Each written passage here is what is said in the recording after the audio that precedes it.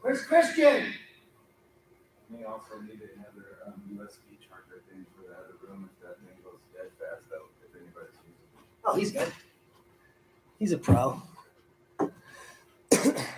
Yeah, so all I did is just move your mic over there. Well, for him, we're going to keep it there. All right, so. And then for your audio speakers, well, what's that going to do right now? Nothing? Nothing until somebody wants to use it for their laptop. So any sound out of their laptops will come to the HDMI. It'll come out of here. And there's only two people that said they even were going to use that.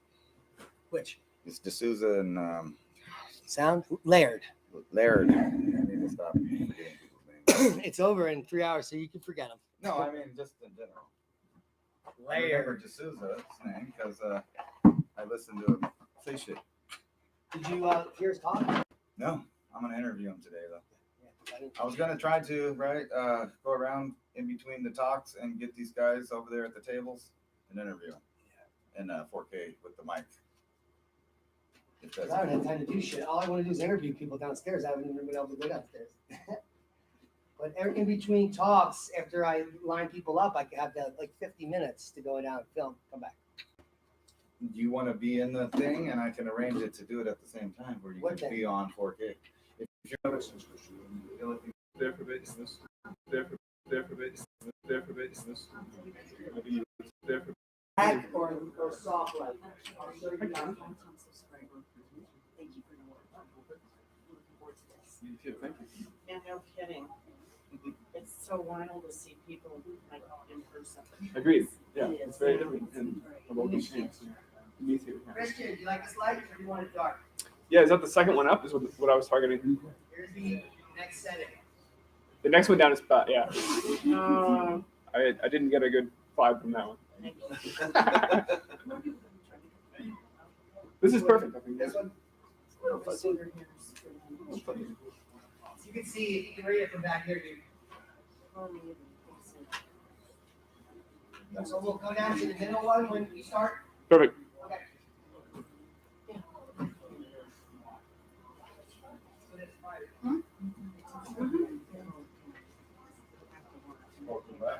Thank you.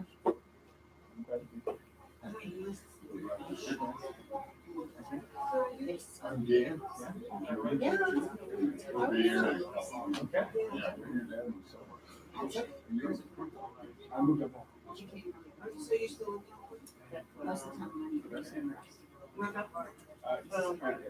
but some of the people are sitting when you're doing and I'm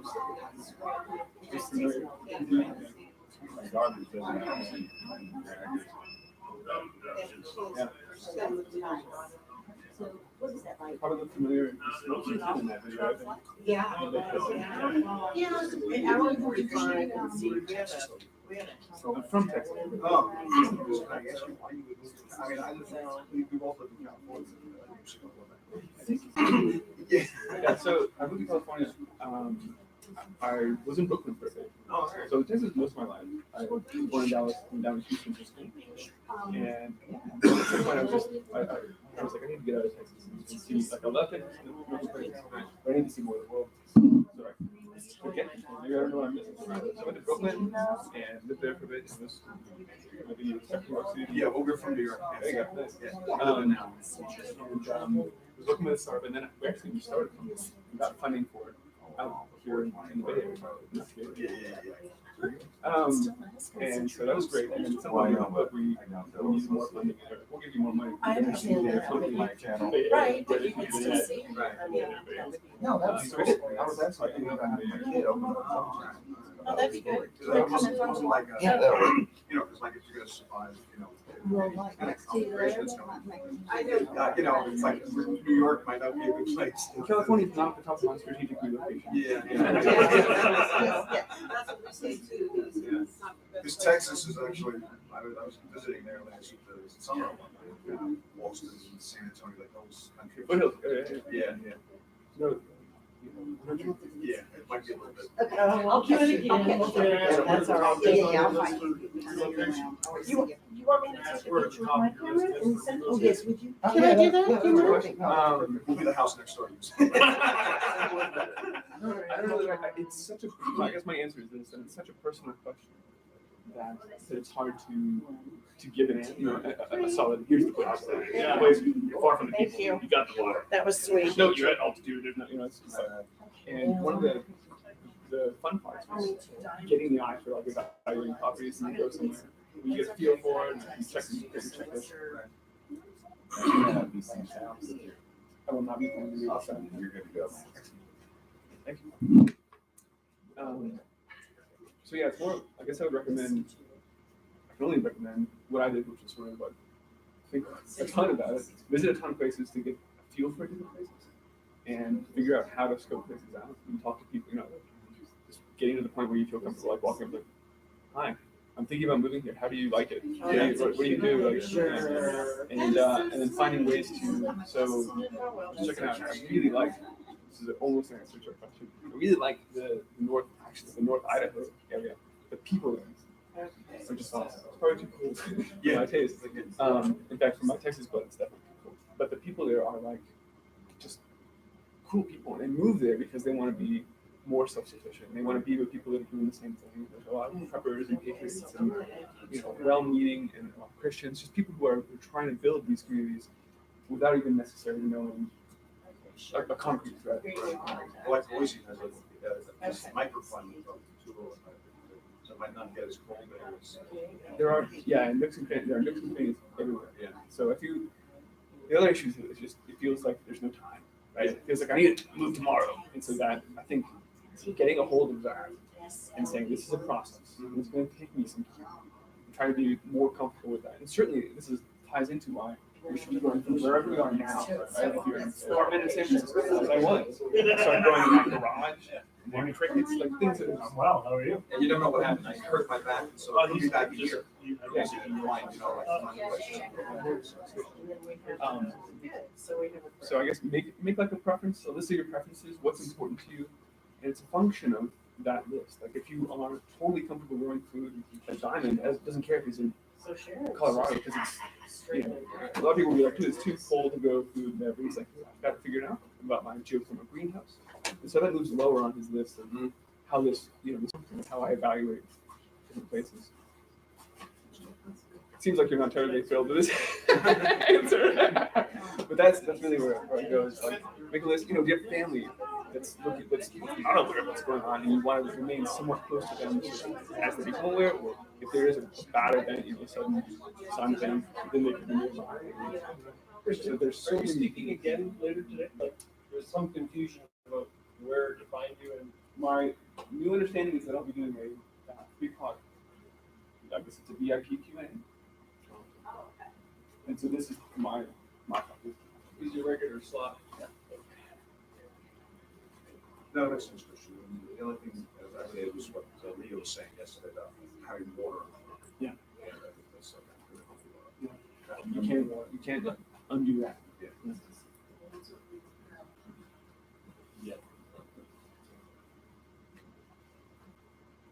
Hey, Christian. I'm Charlene, and these are my boys, and we watch you Hi, Sean. quite a bit. It's nice to see you. I want to tell you the one thing that, this is Dylan and this is Justin. And I want to tell you the one thing that I really loved about your interviews is that you always seem to ask the person, when you found out about this city, how did it make you feel? I have never heard anybody else to ask that question. And it really is something. Obstructing any That's why we're.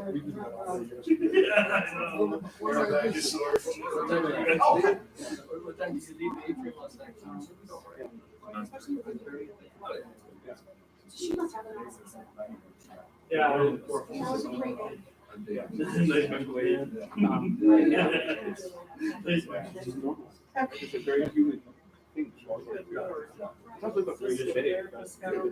Oh, yeah. Plans and futures that we have envisioned. And when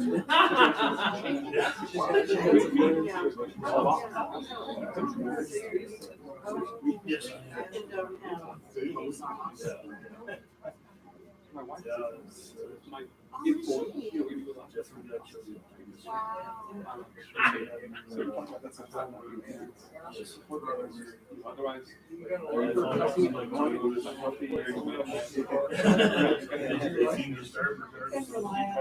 Yeah, yeah. She asked the right questions. And it sat for 4 years. And then, I mean, I got. So I went out there. Once I. And And that's the fact. fired right up, and drove her home. Oh. It had the same gas in it. It showed that. Same gas. Did run into a few issues. Oh, good. Fill up. The fuel, so I'm like, oh, my fuel is Schedule. My schedule. I was exactly the same thing. We're all there. Real.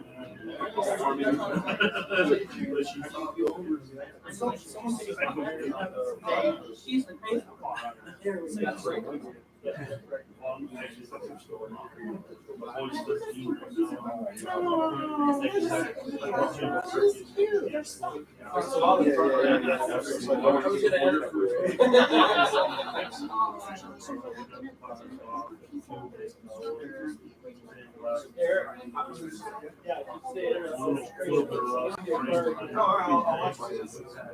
Do you go access the house that he has his website? Yes. That's one of the things I like about your website. And I told you last night, I refer people, multiple people per week to his site to go look at crop losses. Because there's no short elevator speech. Can't tell the comments. Somebody that's totally unaware, where do you start? So the only thing I've come up with was there's serious weather coming our way, extremes of all sorts. But there's this site, look at crop losses, 2016, 17, 18, 19. And then if you want to start there, and his site is so good. Like I do screen saves driving sometimes, but I just hit the 2 buttons on the phone and it captures it, and then I can go back and look.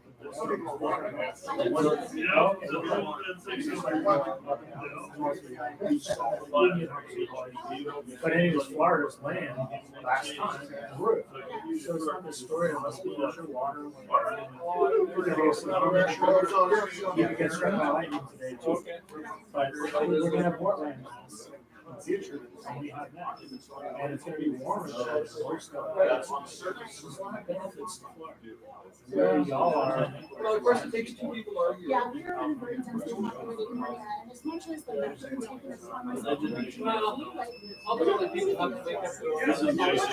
We have tomatoes, we have peppers, tomatoes. But that's- I know, we were down in that. So that's part of the turtle effect. Yeah, I'm talking to the rest. Yeah, I'm talking to the rest. Yes, so we actually. Yes. So no, that's Well, I haven't seen it. Yeah. And so we've done that.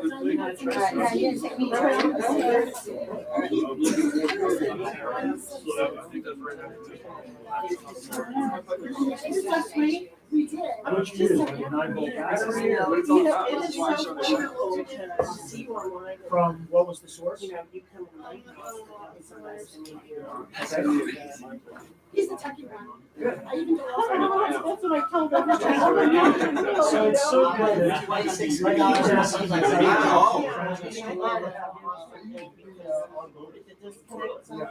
once you have a knowledge that other people don't have, they're gonna come to you with the answer. So even if it's a little But this is difficult. great. Thank you so much. They think you're weird or whatever. You don't think you're weird when other people are gathering around you and start talking. You have something to say. Looking good. Value. The other I kids. was sending an email about. Probably their parents. Absolutely. Yeah. But it's so fun to put faces together. Yeah. But that's a big issue to talk about. Who knows? Percentage-wise, how much more did you get?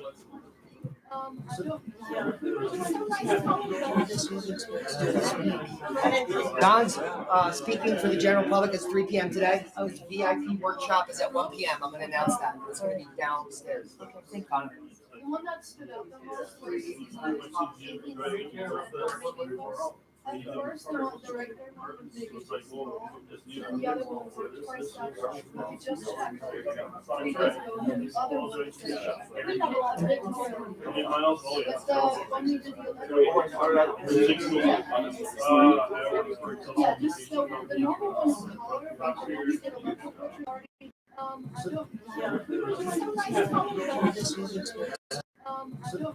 I think. A solution must be able to help people easily create experiments. We have a product that does that. Not only that, we have operating systems, which is what we need. Here's Backup water. Full picture. Full picture underneath. Backup water. Because I want to take all this away in case there's some. If we spill, it's over, Johnny. Yeah. It's over, Johnny. It'll take us 15 hours to figure out how to tape this down. So you're gonna do 3 p.m. All right? Is that on? Downstairs. VIP work. Did you pay for internet? Do you have to do that now? Do you need the internet? Oh, I have a new room number. Huh? I don't have a room yet. You have a room. But do you need the internet? Because there's a bad shitty Wi-Fi in here. If you don't need it, $16.95 a day. Free internet. Oh, what? Seriously? Free is 15, enhanced is $16.95. It's covered. I'll cover it. Oh, you can't cover it because you're not in a room. Do you have a room here? No. Yeah, How I did- actually checked it this morning. Which means someone wasn't here last night, so there wasn't. It's good times. You need a few minutes to take care of that? Are you ready to go? Let's do it. Can you just stand in the slot one more time and let me look at the picture? You like that? The way you look? Well, I mean, I have all sorts of personal insecurities if that's what you're asking me.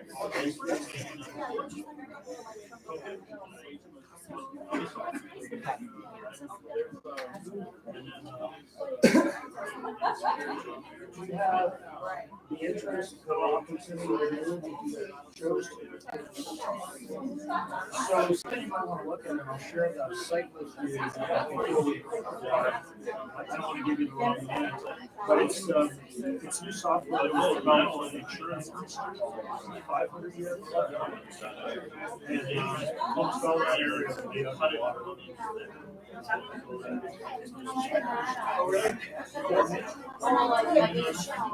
Yeah, yeah. And so a lot of people only focus on 100-year but 500 is probably not enough.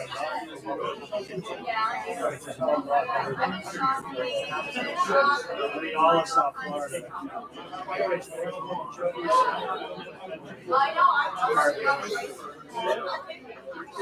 Property that we're looking at, there's only one section which is an old forested area. It's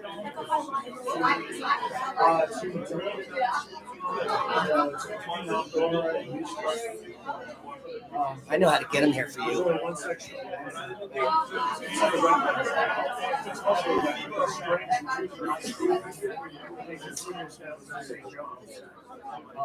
But that's the only area of the property that's wet. It's about 250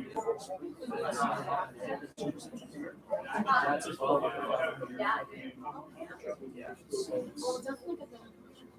Yeah. Can I talk over your noodling? Yeah, please. I'm just sort of fitting it. Hear ye, hear ye. Simmer down. That come from you? So it's Sunday, and we're all in Pikes Peak, and it says this is the VIP workshop with John D'Souza, which it is not. Because we're live in front of many people that have paid a tiny bit of money, we wanted the VIP session with John D'Souza to be special, so only VIPs can meet with him today. And that VIP workshop will be at 1 p.m. in Conifer, which is not live streamed. So if you want to see John D'Souza, VIP, and do a workshop with him, which he's been doing for quite some time, he spent some time on this workshop. He has an extensive PDF. You need to go down to Conifer at 1 p.m. And because we had a little snafu with a good friend of mine, Christian Westbrook, which I'm very delighted is here. See my smile?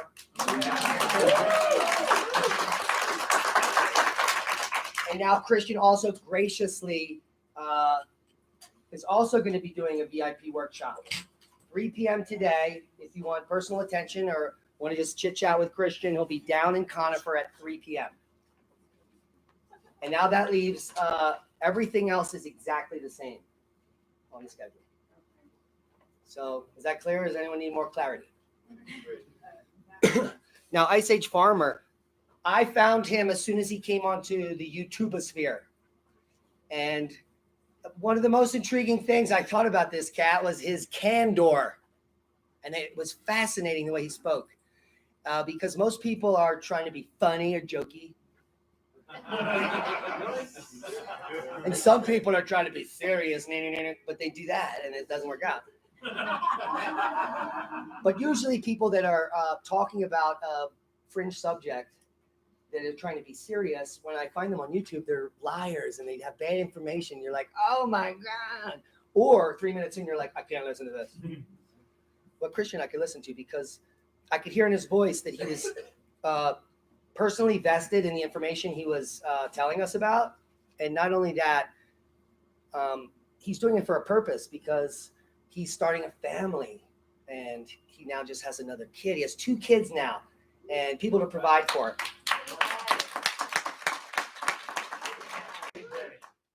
And watching him grow in YouTube and the way he's a presenter now, and he's now moving off grid, doing similar things to what we're doing, and he's failing like we're doing. And he knows it's for a purpose. And I love to watch this guy grow. I love to see his channel explode to over 30,000 subscribers. And without further ado, let's give a warm welcome to Christian Westbrook.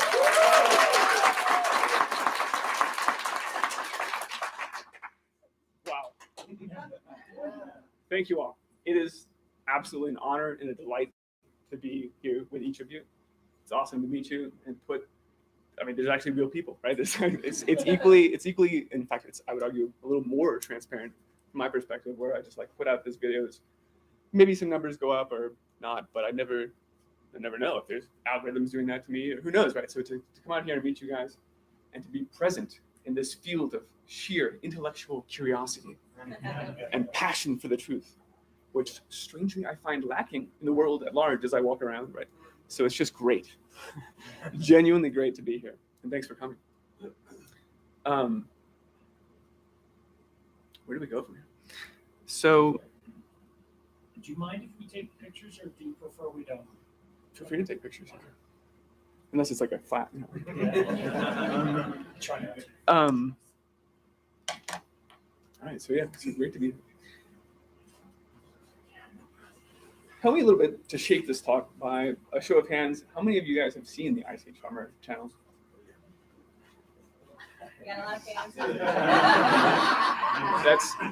That's awesome. It's very humbling. Okay, cool. Thanks for that. Great. That helps me shape this a little bit. One thing that doesn't happen on the channel is that I don't introduce myself. So I figured that'd be a good place to start a talk. Plus, the conference trailer has me wearing duct tape on my mouth. So I figured it was a good place to start. I actually have a background in computer science, specialty in artificial intelligence and robotics. So I come from a world of numbers and objective things, and I want data. That more than anything, I want data, and I use data to make decisions. And that's especially I've always been that way. I'm still that way, probably to a fault, even though I've started to really look a little more at the subjective things. And so when, let me see how, I guess about the Ice Age Farmer channel, even though it looks like most people are aware of it, when we started looking at the Ice Age Farmer channel is what I started as a response to my learning about the Grand Solar Minimum, a lot of the challenges that lie ahead, because it just blew me away. I literally remember going to Twitter and looking for Grand Solar Minimum, and there was nothing. And it was just staggering to me, because I think this is the most important challenge facing us today. And so there has to be a conversation. And I started talking about it. I'm still not particularly expert in anything, but it was that important to me that we start that conversation. And we now, it looks like, all know sort of what's motivating this conversation. We've seen the cycles in history play out before, and it's true that this has happened before. So not everyone's going to die. I don't think that we need to get all crazy about this is the end of the world, because these are natural cycles. And so in that respect, there's not a lot to fear. We can just say, well, humanity's been through this before. We can do it again. Right? We can take some solace in that. I guess the problem arises when how it played out in the past was difficult. When we see that, yes, humanity survived, but there were millions of people that died during the Little Ice Age. And so we do need to take this seriously. And certainly now, you see these things playing out in the Wolf Minimum, the Great Famine of 1315, the Year Without a Summer, the Spore Minimum. All of these were characterized by the crop losses with which everyone in this room is familiar. And certainly looking around in 2019, there's no shortage of highly visible, multi-billion-dollar losses to agriculture that are difficult. The swine fever that's going on right now in China, and actually more broadly now, is really astounding. And it was that precipitated the conditions that people are saying, guys, analysts are saying we have a global protein shortage. And to hear these kinds of words coming out of analysts makes me think we need to have that conversation about how we growing food in the future. So the flooding in Iran, the massive losses due to the drought in Australia, the whole situation with the flooding in the Midwest, all of these things are the rising vibes of the crop losses, like those we've seen during the previous cycles. But I'll be honest, this is the scariest chart that I've seen, and it has nothing to do with the climate or with space weather. It has to do with how few of us still know how to grow food. And this is why it's the most important thing to talk about, guys. Only 200 years ago, roughly in 1800 for the United States, we were at 90% of the people who were involved in growing food, producing food of some sort. 9 and 10. And see, even in the Depression, there was still a good amount of people that were involved in growing food, and we know that hit the cities hard. So yeah, the fact that we're entering natural cycles that almost invariably produced food scarcity and rough conditions, adverse conditions in the past, but now I think this is the coefficient of danger, because all of those risks that exist and do in every cycle are now multiplied by the fact that we just are disconnected from where our food comes from. By and large, people have no idea. Speak up. Yeah. Okay. Why does this say Europe if it's a USDA slide? Oh, so let's zoom in on Europe. I wanted to mention that the situation is hard to see this one. The situation is not much better in Europe. We're also very disconnected from growing there. The reason that I included this, we could just make a platitude. The reason I thought this was actually notable was that this is 75% at the top of the chart, like 50% here. So even as of 1600 in Europe, 50% of the people were already not involved in growing their own food, contrasted to 90% in 1800 for America. So you can tell that America was we were still forging west across the wild frontier, and people were self-sufficient by and large.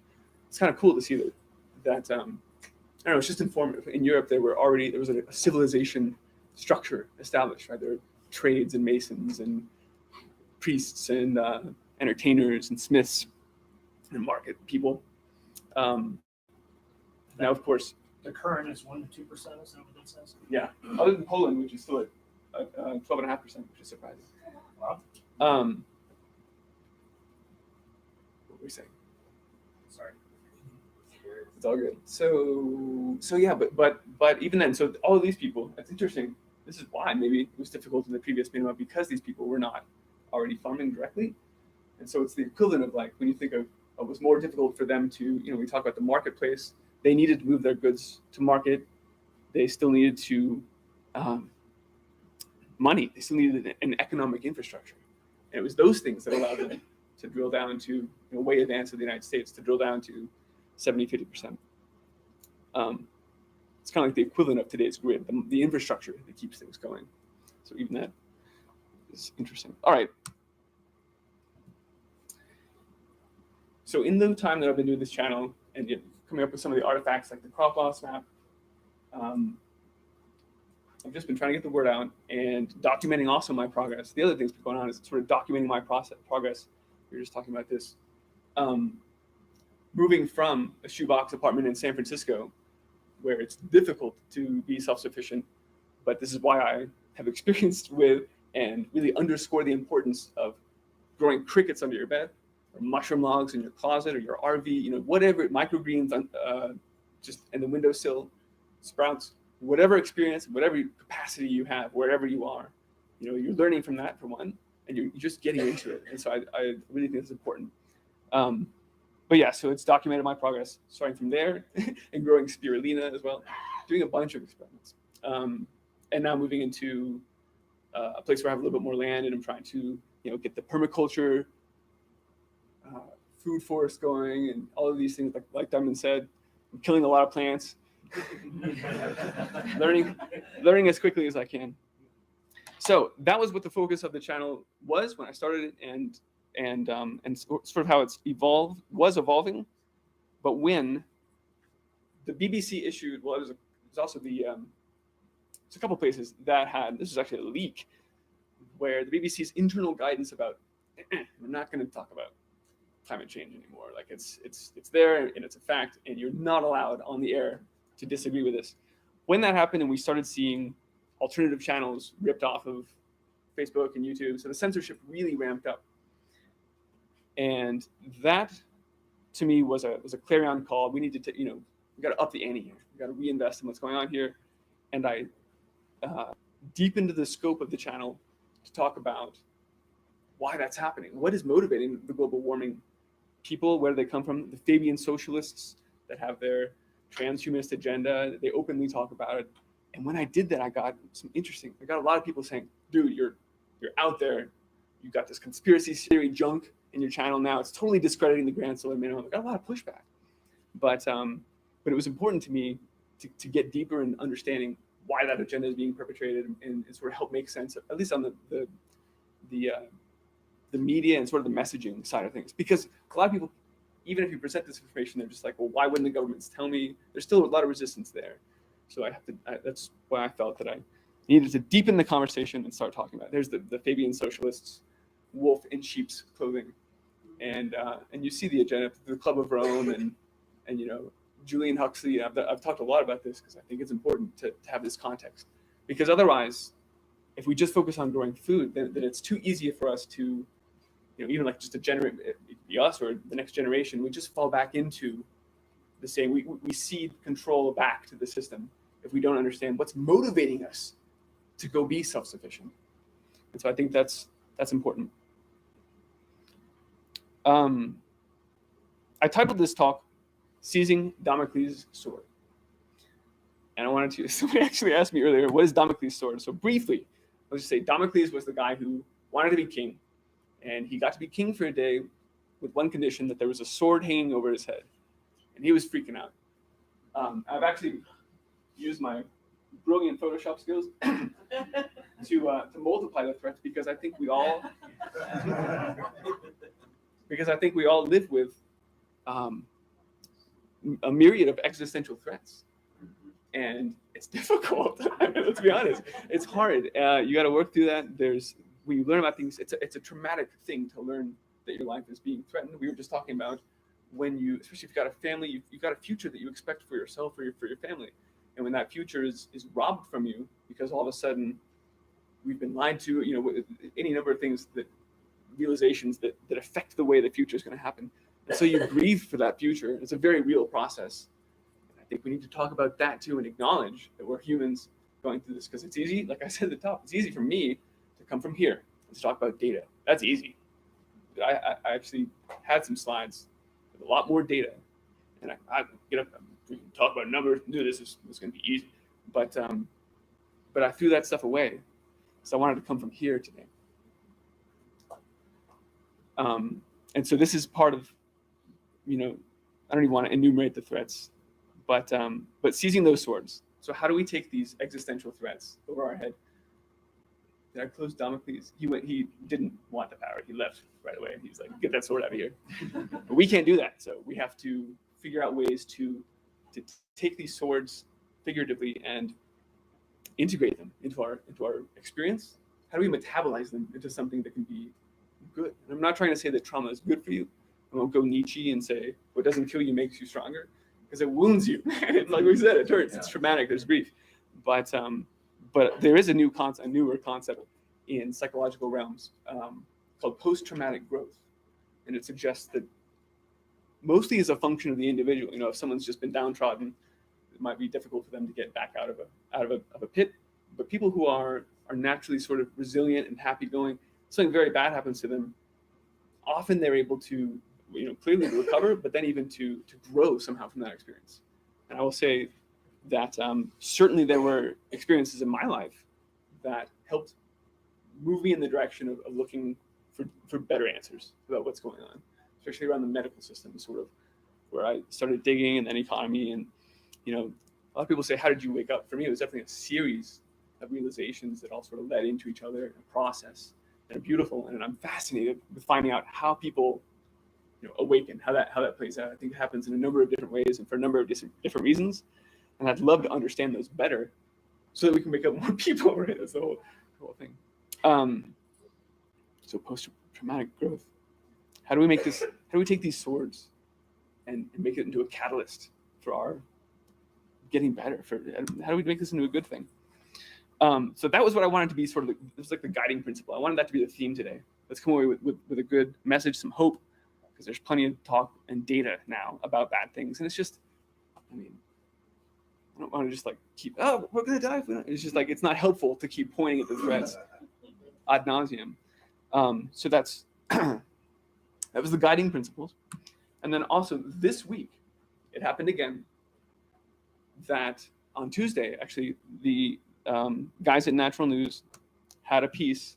They had the piece before Tuesday on the fact that CO2 is plant food, that it's that the CO2 thing is ridiculous, that everyone's out of their minds at this point. Well, Apple News ripped them out of their news feed right away. They went to them, and I hope you can see this, but this is really there we go. This is the crux of it here. Your channel has been removed because content advocates views that are overwhelmingly rejected by the scientific community.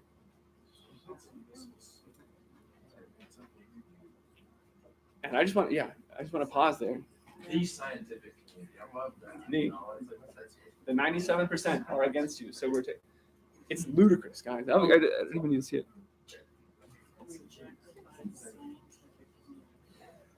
This was because of the statement about CO2. That's correct. Being plant food rather than plant food.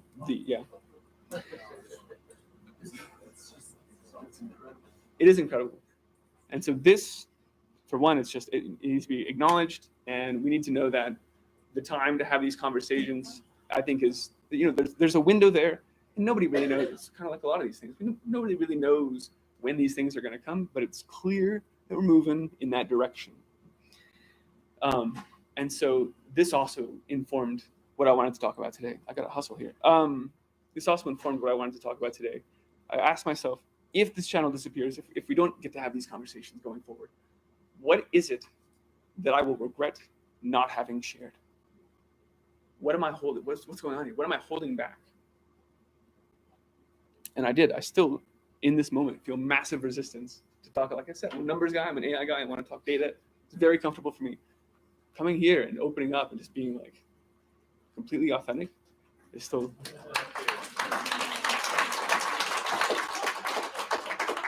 Thank you for that. I haven't done it yet, so just be careful. Positive expectations. Well, let's do it then. Let's do it. We have all, I believe, in this room, and that's why it's fun to be here. Gosh, it's great. We've all talked about, and we know about the fact that the geomagnetic field has effects on the human body. Probably seen this graphic with sort of details, given various KPs. Are we still at KP0 right now? That was crazy. Good. All right, excellent. So at various levels of activity, there are different risks. Most of them are impossible to read, but most of them have to do with the heart, with the way that the heart is beating, arrhythmias,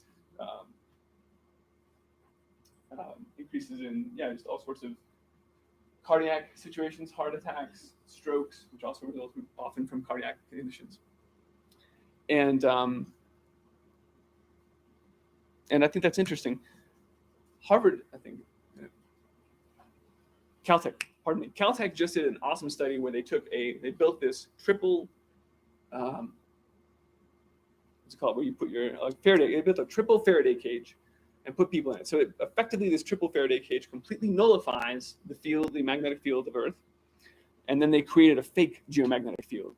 So they synthesized an artificial field, put subjects in there, and did things to the field. They rotated it, even though the subject was stationary.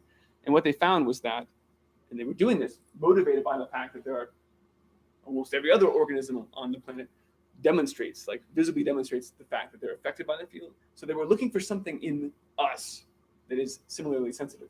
And they found it. They found when they moved that magnetic field on a stationary subject, there was a perceivable and quantifiable, right, an objective change in our brains. So we are energetic beings. We are responding to our external environment, whether we know it or not. There's an organization called HeartMath, a nonprofit. You guys have heard of HeartMath? Oh, yeah. Fascinating. So I was so impressed with their research when I was coming across it in 2011 and 2012 that I just said, I have to go work for these guys. And I did. I went to work for them for a little over a year and was fascinated. It was great. We put magnetometers all over the globe, and that enabled us to do some cool studies synchronizing the Earth's magnetic field with what various subjects were doing. But I might be getting ahead of myself. HeartMath has also done some great studies, like that previous one, detailing the effects of the field on our heart, and in fact on our bodies altogether. And from this abstract down here, the studies, among others, confirming that our autonomous nervous system responds to changes in the geomagnetic and solar activity. Solar wind was correlated with increases in heart rate. When you get more solar wind, your heart changes. So all of this is really just underscoring again the fact that we're affected by this field.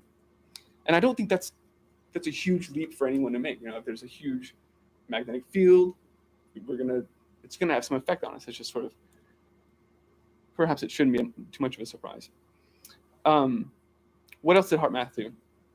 Because their research goes beyond this geomagnetic field. They've been doing great work and great studies. Like I said, I was so impressed that I went to go work for them. And their chief finding that they've been exploring has to do with looking at the rate of the heart, because the heart is not a metronome. There's a natural variability between your heartbeats. If everyone's already heard of HeartMath, I'm in danger of saying things you already know. But there's a natural variability in the heart rate. And when you look at that variability, when you graph it, it tells you, it's informative. It tells you things. If you're having a bad day and you're pissed off, your heart, you can feel it. When you're really mad, if you're one who experiences things somatically at all, you're well aware that you can feel this. Dude, I've got a 3-month-old, and when he cries, I can feel this, like his anger. I can feel it coming off of his heart.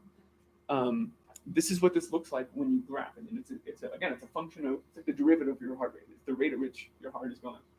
So if you're pissed off, it's sort of all over the place, and this is not doing much for your body. It's just sort of happening, and I think it's not helping you at all.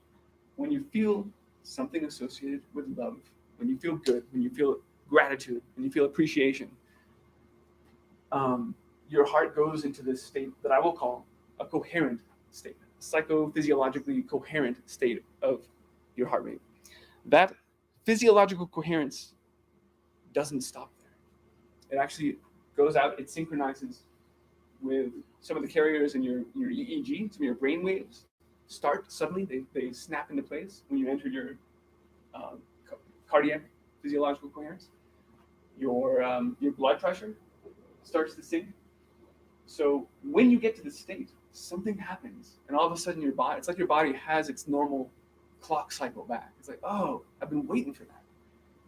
And there's more that's cool about here. This is a nice graph. You can see where the subject was just breathing normally, and then they hit this point right here, started doing deep breaths and employing what they call a quick coherence technique, which if we have time, I'll describe. But basically, you just focus on your heart, do some regular breathing, and maybe you can think of something you like, right? It helps to put yourself in that state of appreciation or gratitude, and it happens. You can feel it happen. So as I mentioned, there is increased synchronization and harmony between the cognitive, emotional, and physiological systems, resulting in efficient and harmonious functioning of the whole. Studies conducted across diverse populations have linked the capacity to self-generate and sustain psychophysiologically coherent states at will with numerous benefits. And they have a bunch of papers that are all pretty fascinating. I will briefly acknowledge that it's not just being relaxed. There's more. This is a different state. It's a different way to be. When you're relaxed, you can see your heart rate drops because you're hanging out. But the variation in HRV, when you map sort of where it's flying, it's still sort of all over the place. Versus this coherent state. You've locked it in. You've got a very nice wave there, and it is very much centered there. And they talk a little bit about how that synchronizes with some Schumann resonances and other things. In fact, here's an interesting study that was just done last year, identifying a group's physiological synchronization with Earth's magnetic field. And so this is what I was talking about. Once we've placed these magnetometers across the world, we can watch sort of the rate of change of the field, and we monitored heart rates of several people in different places, and saw that there were changes in each of the subjects that corresponded to these changes in the field. So that's really cool. That's really cool. Let's see if and what I want to suggest, this is huge. And it's a measurable electromagnetic field around your heart. Like I said, I could feel it when my son gets mad. You can use these it's called squid, these little magnetometers, and actually quantifiably, objectively measure the changes in your heart field.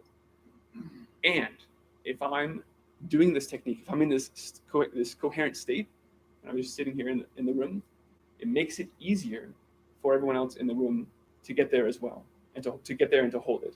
So if you're next to someone, and that's because the field extends hundreds of times. The electromagnetic field of your heart is hundreds of times stronger than your brain, and it extends.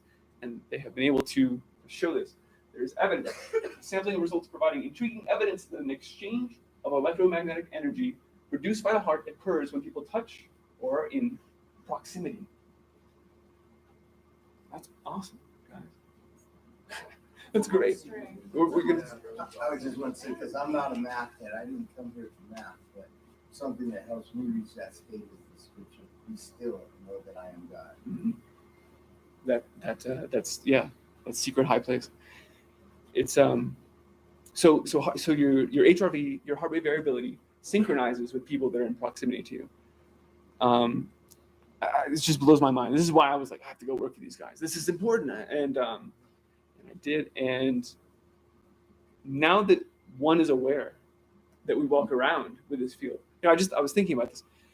You think of some guy who's like driving an old beater, some trashy car, and it's spitting out, it's just spewing black fumes, but he doesn't know, right? He's just driving forward, he doesn't even know, and he's polluting, and people are like, that jerk is just making it miserable around here. But until someone says, hey, buddy, dude, your car is belching smog, you need to get that taken care of. The fact that he has no awareness of the fact that he's emitting this pollution precludes him from doing anything about it. But if we're aware that we have these fields that are measurably affecting the people around us, that are affected by our own emotional states, then we can start to take responsibility for what we're putting out. We can start to be responsible for that. And that's a big deal. I also want to suggest that it extends further than they can measure in these studies. We talked about, or maybe you've heard about the human cosmic connection. Le Coudron wrote about far from our linear uniformitarian version of the universe vision. The ancient Chinese believed, and some continue to believe, that the behavior of rulers, the state of our world, and natural catastrophes are intimately related. This is also the way our ancestors understood the world.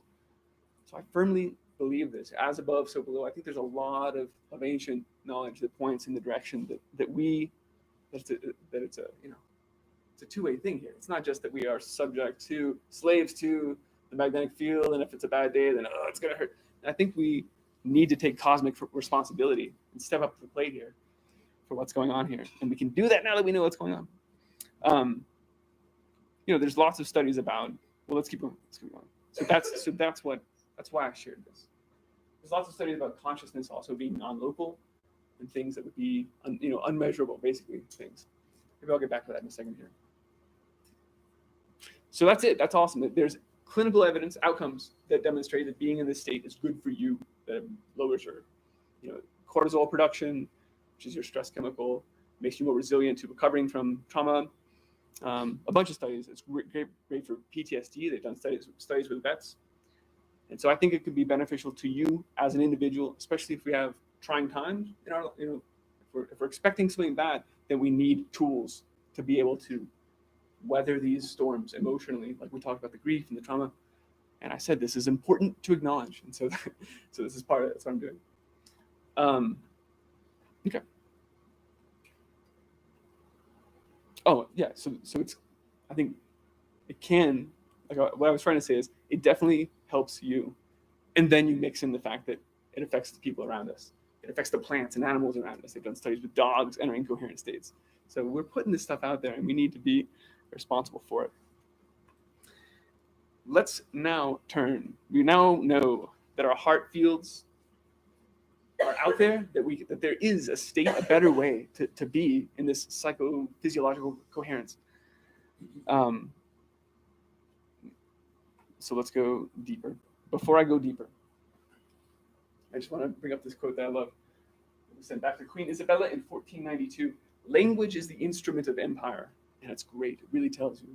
Language affects the way we think. It affects how we communicate and what we can communicate. And if I stand here now and I talk about prayer, then I can expect that some people are going to go, this guy's a religious nutcase. I'm not going to learn anything about prayer from this guy. This is a waste of my time. And if I say instead meditation, then there's a different part of the room that's going to go, this guy's a new age, crystal smoking, whatever it is. And she prays, and so and they're the two right now shall meet, right? There's a problem there. So that's why I say this is, I think, really good example of where language has been weaponized here, and it's only in the post-Cartesian West that we separate spirituality and science like this and treat them like they're so different. Prayer and meditation, I think, is a good one, because what I'm trying to say there is that we come together, probably we reach a state of coherence, right? We quiet ourselves and focus on something good and feel gratitude, and we focus on what we want. We can call it intention. Again, it's a word that's laden with metaphysical jargon, and if I talk about having a focused intention, people think that I can't even think of an example of what would be the. Can you say just a little more about what you mean when you say language is the? Yeah, totally. I mean that keeps me then from talking about, if we all focus on something we want, then maybe we can measurably affect the chances of it manifesting. You see how I already in mid-sentence I'm like, crap, I have no word. I have to use manifest, which again makes me sound like I'm off smoking crystals, and it doesn't.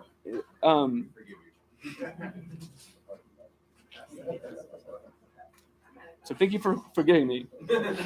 But yeah, what I really want to do is try to bring everybody together, because if it's weaponized. If reality, here's where I'm going.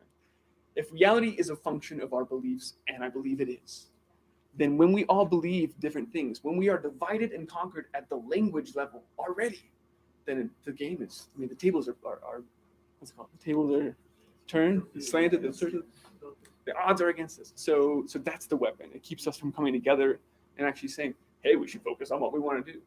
And go figure. Instead, we're like, no, I'm going to go meditate. No, I've got to ask God to forgive. It's too divided. So that's what I mean. Yeah, that's helpful. So now let's get into some more weaponized language. I want to talk about ki, chi, ki. This was the Chinese call it ki or chi, the Japanese call it ki, Indians call it prana. In Hebrew, it's referred to as ruah. It's mana to the Hawaiians. It's not a new concept that there is some essential life force working within us, keeping us going. And it's also, so it's well described by ancient, whatever you want to call it, ancient traditions, wisdom traditions. And it's also been well researched lately by people who were very brave and overcame their fear of like talking about things that weren't establishment mainstream science. This is also sort of a, all of us are here because we were brave enough to overcome that indoctrination of global warming or whatever it was, right? A lot of us got pretty hardcore programming about a set of beliefs. And we broke from that. And so what we're doing is doing the same thing in some other areas today, perhaps.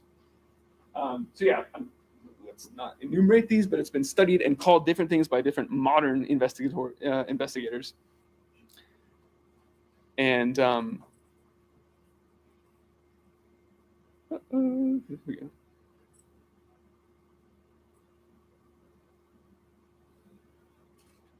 Please go forward. There you go. And so too then are there, just as there are many languages for this concept of energy, so too are there many languages for the ideas of energy work, healing. And again, I'm at risk of using words that have an emotional reaction for you. This guy is on his rock. He's talking about Reiki. And I still have, I'm a Reiki master, and I still have a reaction when people are like Reiki. I'm like, because it's not the AI, the data, like that's like, ugh. But in these processes that I looked into, and I still like it. I don't buy into it wholesale. There are elements of it that, for instance, in Reiki, there are attunements. And so when you first start, you get attuned, and this is like, it's more of a ceremony than anything else, but the system says that this is actually, now you're attuned, and so you can go do Reiki. That's hogwash, right? I think anyone can do what we're talking about here. These are innate abilities that we all have. This is part of us embracing our existence as electromagnetic beings, is knowing how to control our heart field and what it means and what it does, and knowing how to work with these energies, because they're there, they're measurable. So I don't subscribe to the idea that we need to be attuned or pay some guy, right? None of this stuff to gain the ability to do Reiki or to work with these energies. I will say a couple of the reasons that I think Reiki that I like it is that it's well crafted. And so there are lots of things that come up, like people are afraid, if I go do this, am I going to catch bad vibes from this guy? Or am I going to get really tired if I do some energy work on somebody? And Reiki is encoded, it's crafted such that you just don't have issues like that. There's only good Reiki. You can't do it wrong. So you don't have to feel, maybe I shouldn't do this because I don't want, no. If it's either good or it's not going to happen. It's just the way it's defined by its very essence. You can't catch bad energies from the people, and you can't exhaust yourself doing it because the system says you are channeling the universal energy. In fact, there's evidence that says when you're doing Reiki, a bunch of measurable stuff happens, but both the practitioner and the subject brainwaves synchronize to sort of an alpha state, and then there are resonances of the shu frequencies in there too. So there might be some suggestion that we actually are channeling energy from some other source, from a geomagnetic source, but I can't prove that. So you can't exhaust yourself, was my point. And these are some of the aspects of it that make me say it's well crafted, it's built well. You don't have to, because like I said, these are the beliefs. When you define the system that way, those are the beliefs that you enter when you start to use it. And if reality is a function of our beliefs, then things go well for us when we have well-crafted beliefs. Let's talk a little bit about some of those studies. This color is difficult. Becker and Zimmerman did a study where, I already mentioned this, where the practitioner and the receiver's brainwaves both sync to the alpha state. The magnetic fields grow about 1,000 times around the hands of the practitioner, which is astounding. And yes, they pulse in unison with the Schumann resonance. There's some other studies by Bengston where they did some double blind. This is a guy who didn't believe. He was like, this is nonsense. No, I'm a doctor. This is nonsense. I'm a research scientist. these guys are off their rocker talking about energy healing. And so they sat down and did Reiki on mice that had been injected with cancer. And 100% of the mice recovered. Or no, sorry, 88% of them recovered. Whereas, of course, the control group completely died out. The other interesting thing was that it turned out to be a lasting effect. So they re-injected the mice that had been treated, and the cancer just didn't catch. So there was a lasting effect even after the treatment had ceased, which is also interesting. There's something going on there. When you go out and look, in fact, this is true of the heart math stuff as well. When you go out and look for Reiki information, there's a ton of fluff out there, and you need to be very careful. Careful might not be the right word, but just be aware that, like, I think there are people who see some of these ideas and get so excited that they just take it a little, like, further than you can, right? Further than it's acceptable to take things. And so they talk about the secret and manifesting what they want, because I'm just going to think about good things only, and like this doesn't work. And there's another key here where, like, partial knowledge or insufficiently, it's kind of like what I said. If we just learn how to grow food, but we forget what's motivating us to become self-sufficient and move away from these broken systems, then we will simply re-enter them in the future. It's kind of like that. You need to, might have lost my train of thought there. Let's go on. So that's Reiki. And those are between the field around our hearts and the field around our hands when we want to be there. These are two things that I really consider part of being human. This is part of what we are as energetic electromagnetic beings, and we need to know about it. And I think there's it's good. We should take responsibility for our heart field, like I said, and we should step fully into the electromagnetic beings we are. Plants love the attention. I mentioned that. I sort of tipped the hat at this earlier. Since we're talking about the ways that modern science is wholesale lying to us, this is one of the bigger ones, guys. Consciousness has non-local phenomena, and not only is this encoded in all the wisdom traditions, but most of the physicists who attain God level, they're like really deep into it. Eventually, they come around to some point where they're like, yeah, it's not a materialistic worldview at the end of the day here.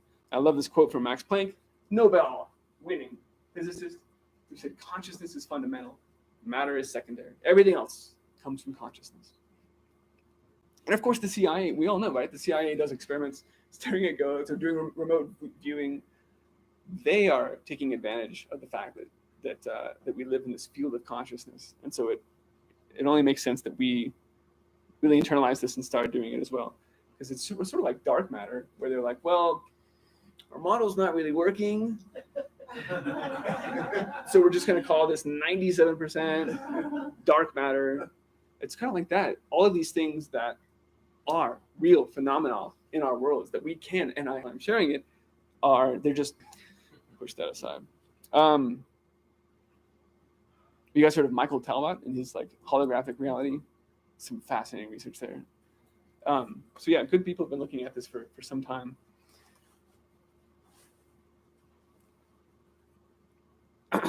So if reality is a product of our beliefs, if it is indeed a mass shared dream, like a lot of traditions have said, then we need to be careful what we believe.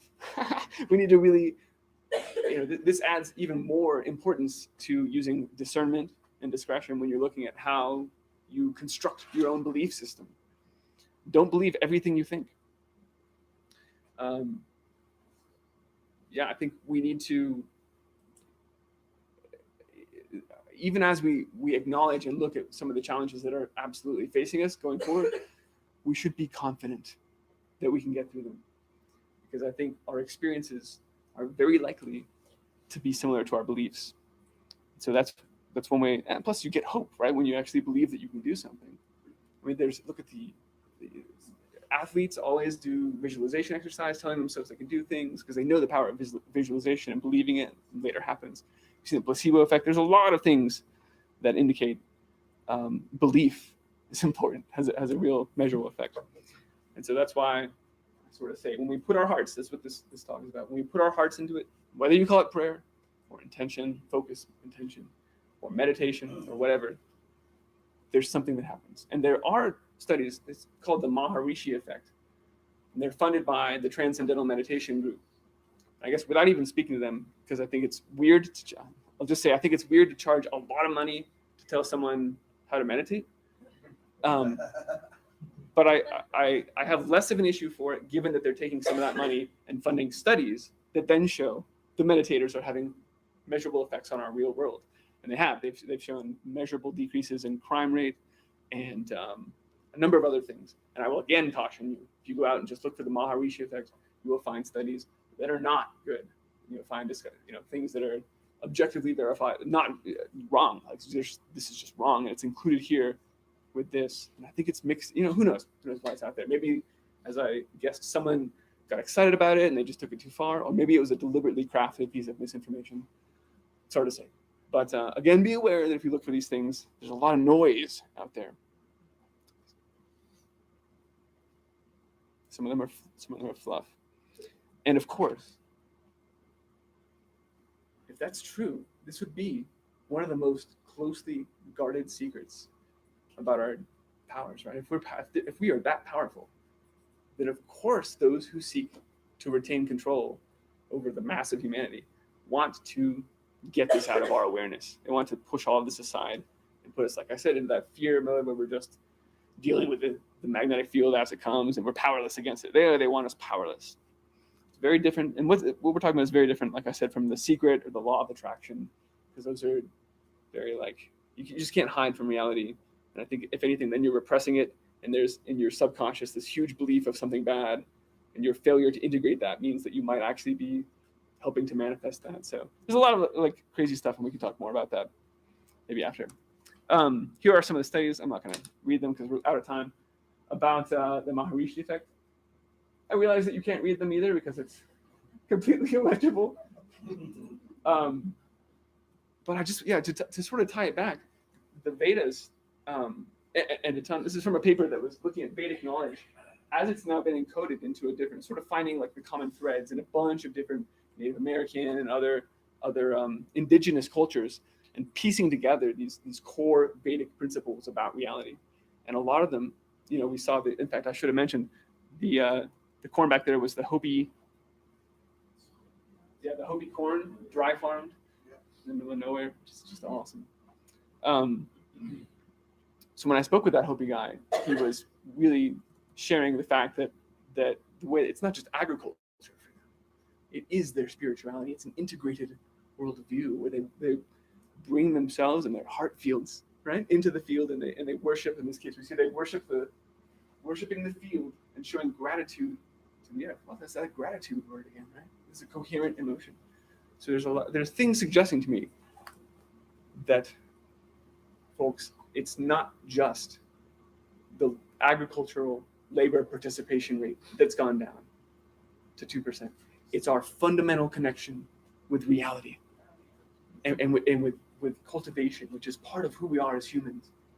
And these things should be, and probably, frankly, are indivisible. And that's why there's so much problem. Part of the problem is that we're separated from these things. So it's bigger than just the job. The graph is just agricultural jobs. I'm going to skip these for now and return to that main point that we are more powerful than they would like us to believe, certainly, and probably even than we would like to believe, because dang it, if I do have some power here, then I got to use it right. I got to be responsible for this field. Now you've told me about it. Now I can't walk around belching smog everywhere, right? And I'm not at all high and mighty. I walk around belching smoke daily. I think everybody does, which is part of it. But we can work on it now that we're aware of it. We can try and feed the field better things. And holding, the same thing, holding good beliefs about the future, even and especially while being well informed about the challenges, the very real challenges ahead of us, I think is important. We don't need to be manifesting revelations. See, there are dangers. These are weaponized beliefs. Yeah. Okay. So the true superpower might just be being sane and being human and integrating these things and acknowledging that there's grief and trauma and caring. The people that didn't know about it were like, I guess I should stand up too. And it got weirder and weirder. But all it took was one person to stay seating or to question the narrative. And everybody else in the room, like 70%, just because of this one person, the effect was almost completely nullified. So it doesn't take many of us being sane in the real world to substantially change the game. And actually, this is true also. The Maharishi effect that we were talking about drops the crime rate across millions of people in a city, even though there's only a couple hundred people doing it. So it seems as if the universe is prime, and certainly life and nature, look outside, it seems like there's a lot of love and things work together. And while we're disconnected largely from these things, it seems like that's the preference of the system we live in, the construct. And there is an outsized effect when even a small number of people get into this state or put their mind to it. So that's also encouraging, because it's easy for me to like look at these things and be like, yeah, but people are, it's not gonna, this isn't helpful because no one does these things, and like I need to just go move in the middle of nowhere. It puts me back in fear mode if I look at the way a lot of people are living right now. I need to get away from these kind of people. So that's helpful to me to know that it actually only takes this room to change all of Denver's like outcomes today. It's pretty cool. Censorship that we had to clamp down everything. They're worried about that 5%. Absolutely, they're worried about this room. Absolutely. So I will end on this little concept I found. There's something called imaginal cells in insects. An imaginal cell is one of the parts of the insect larva that will become the body of the insect once it's in its full adult form. These cells are genetically identical to all of the cells around it. And yet, when the pupa starts going through the metamorphosis, and cells are, it's apoptosis, the cells are killing themselves, and like, what's going on? It looks like complete chaos. It looks like the caterpillar is dying, right? It's turning into goo. But these imaginal cells aren't freaking out. In fact, before that started, they were already building the new structure. And they're sort of compressed into these discs until the metamorphosis happens, and it just pops out the leg. It was ready to go all along. Just needed to get to that point where it was time. Just needed to get to the right time for this leg to pop out. What I want to suggest. Did you know that if you help the caterpillar break out of the cocoon, it'll handicap it? I did not know that. What I want to suggest is that we are the imaginal cells right now. And I hear every day, I can't go to food because I don't have money. I'm not in the right place. My family doesn't let. I've got no time. Whatever it is, there's a number of reasons, that valid reasons, frankly, in many cases, that people put them in between themselves and taking some action. But I think right now, my point was, and also it's illegal. I don't have the money, or it's illegal to do what I want to do where I am. So these are the constraints that are there. But we need to be imaginal cells now. And even while this other system is still existing around us, and it's still, frankly, it's coming down rapidly, right? Even given that, and that feels scary, but even then, we need to be building that future.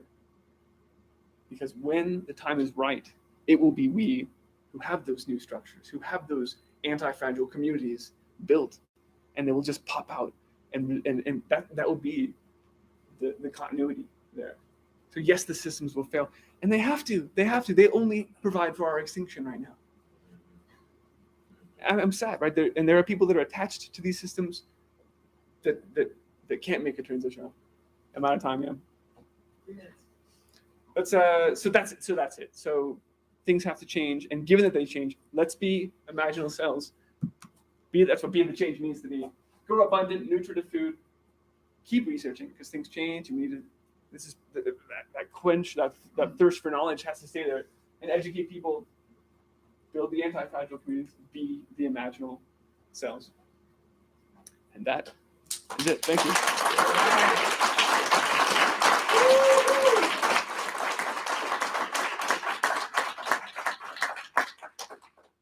Thank you.